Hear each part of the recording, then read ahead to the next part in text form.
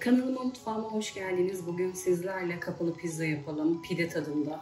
İnanılmaz lezzetli bir tarif. Çok da kolay. Hiç bekletmeden yapımına geçiyorum. Öncelikle hamurumu mayalamakla başlıyorum. Genişçe bir kaseye 1 su bardağı ılık süt,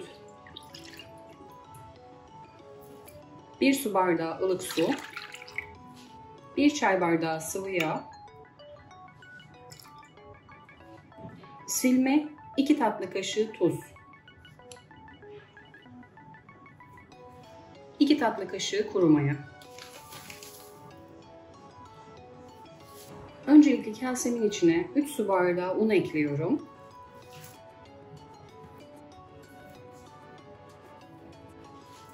Yumuşak, ele yapışmayan bir hamur yoğuruyorum.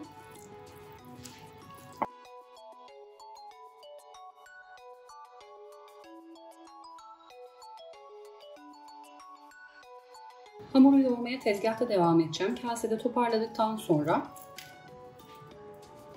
5,5 su bardağı un kullanmıştım. Yine tezgaha yapıştığı için biraz daha un serpiyorum. Yine videonun sonunda ne kadar un kullandığımı söylerim.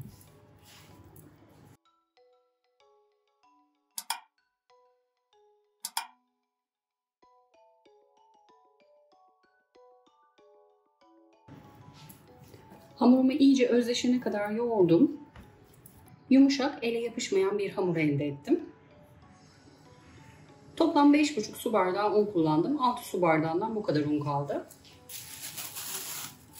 Üzerini buzdolabı poşetiyle örtüyorum. Yine mutfak havlusuyla da örtüp yaklaşık 2 katı olana kadar mayalandırıyorum. Oda ısısında 1-1,5 saat kadar. Hamur mayalanırken ben de iç malzemesini hazırladım. Yaklaşık 300-400 gram taze kaşar peyniri var. Rendeledim. 1 tane kırmızı biber, 5-6 tane yeşil biberi ince ince doğradım. Yarım kangal kadar sucuğum var. Yine onu da minik minik küpler halinde doğradım. 2 tane domatesin kabuklarını soydum. Onları da minik minik doğradım. Üstüne sürmek için sosunu da hazırlamak istiyorum. Kasemin içine 2 yemek kaşığı ketçap döküyorum. 1 yemek kaşığı domates salçası, 1 tatlı kaşığı kekik.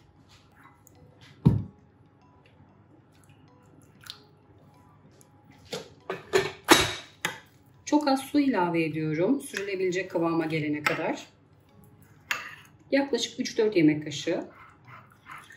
Şu an kıvamı iyi. Çok da sulu yapmıyorum hamuru sulandırmasın diye. Malzemeleri kenara alıyorum. Hamurun mayalanmasını bekliyoruz. Hamur mayalandı. Tezgaha bir miktar un serpiyorum. Ben çavdar unuyla ya da kepek unuyla açmayı tercih ediyorum. Evinizde varsa bunları kullanırsanız daha da lezzetli oluyor. Yoksa beyaz unla da yapabilirsiniz bu işlemi.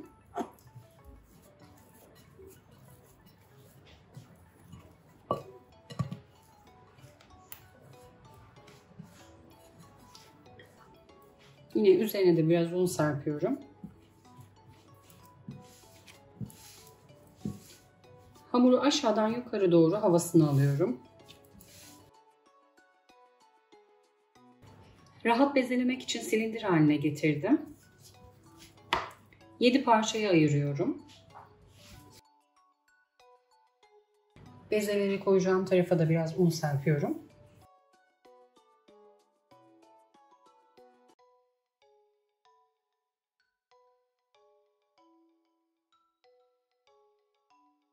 Bezelerin üzerine buzdolabı poşeti seriyorum yine kurumasın.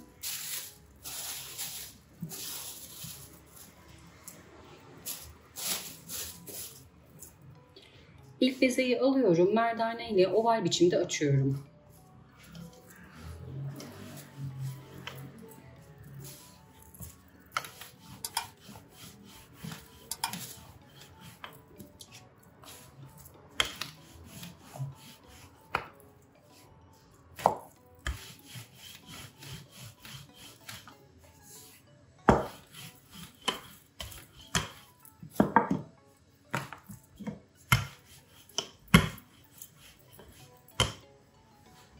Kalın yerlerini elimle düzelttim.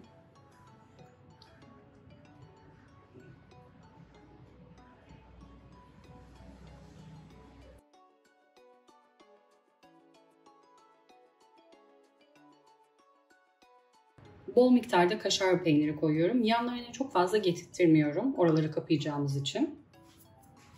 Birazını sade peynirli, birazını da sucuklu yapmak istiyorum. Şöyle bir miktar sucuk serpiştiriyorum. Doğranmış domates.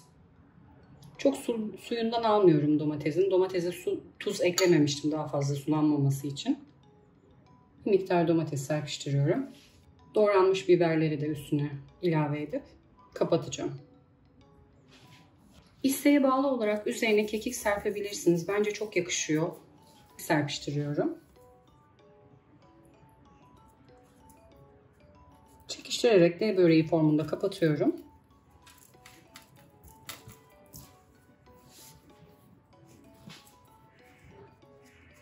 Şöyle biraz bastırıyorum.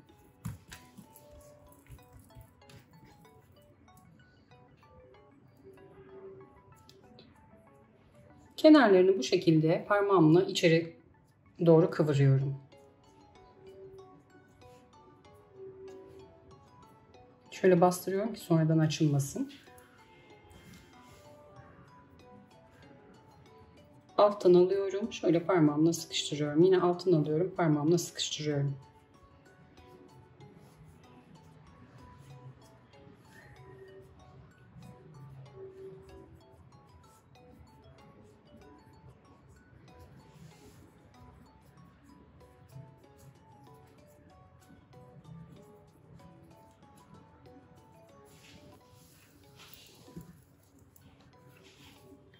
Bu şekilde kenarlarında örgü yapıyorum. Yine bu şöyle parmağımla iyice bastırıyorum.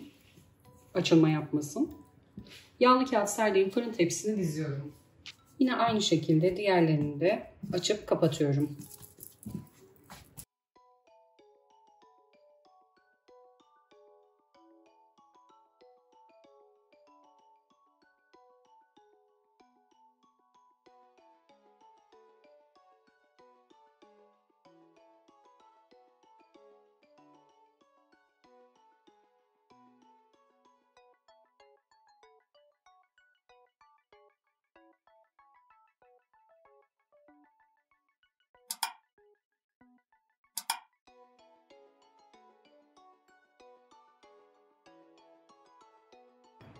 Tek tepsiye 3 tane sığdı. Daha fazla sığdırmıyorum kabaracağı için birbirine yapışıp çiğ kalmasınlar.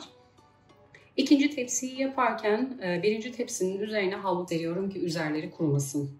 Bir yandan da fırınımı açtım, ısınsın. 180 derecede yaklaşık yarım saat kadar pişecek. Yine fırından fırına değişiklik gösterebilir. O yüzden kontrollü bir şekilde pişirelim. Alt üst ayarda açtım bu arada. Fanla değil.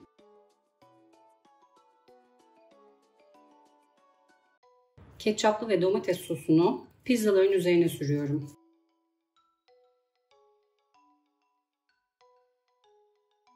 Görüntüsünü biraz daha şıklaştıralım. Üzerine susam serpiştiriyorum. Genelde susamı kavrulmuş alıyorum aktardan. Siz de bu şekilde alırsanız evde kavurmak biraz daha zaman alıyor. Değişik bir pizza tarifi oldu. Hafta sonları için yapmak isterseniz geceden hamuru mayalayıp sabah çok kolay bir şekilde yapabilirsiniz. Önceden ısıttığım fırına pişmeye gönderiyorum. İkinci tepsiyi de hazırladım bu şekilde. Üzerlerine bir tepsiyle ya da buzdolabı poşetiyle örtebilirsiniz ki üzerleri kurumasın. Birinci tepsi çıktıktan sonra ikinci tepsiyi de aynı şekilde fırına verip pişiriyorum. Pizzalar pişti. Benim fırınımda tam 25 dakikada güzel bir renk aldı. Yine fırınınıza göre ayarlayabilirsiniz bu süreyi. 20 dakikadan sonra kontrol edebilirsiniz. Üzerine örtmüyorum. Alındıktan sonra servis edebiliriz. İç dokusunu da göstermek istiyorum.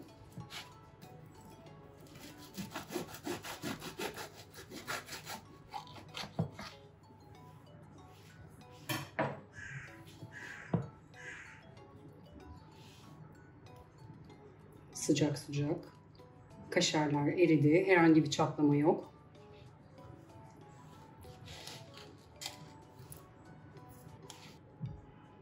Altı da çok güzel pişti. Bu kolay ve güzel lezzeti mutlaka deneyin. Yorumlarınızı bekliyorum. Videomu izleyip beğendiyseniz kanalıma abone olmayı unutmayın lütfen. Yepyeni tariflerde görüşmek üzere. Herkese afiyet olsun.